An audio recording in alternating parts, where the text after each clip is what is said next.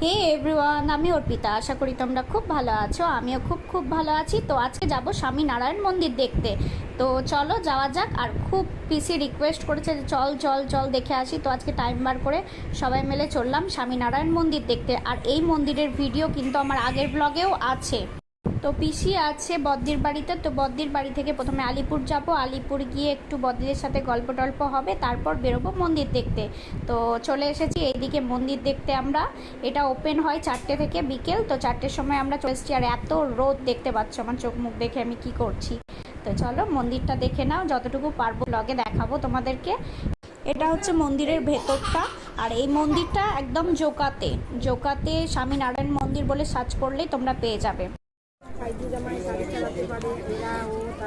তোকে বলেছিলাম কোথাও যাবো না, আমি শপিং মল, আমি ওইগুলো ঘুরতে যাবো না, কারণ আমার ওগুলো ইচ্ছে নাই। শপিং মল, মার্কেট এগুলো না, আমাকে একটু ওই মন্দিরে নিয়ে যাবি তাই বলেছিলাম, নারায়ণ স্বামী মন্দির।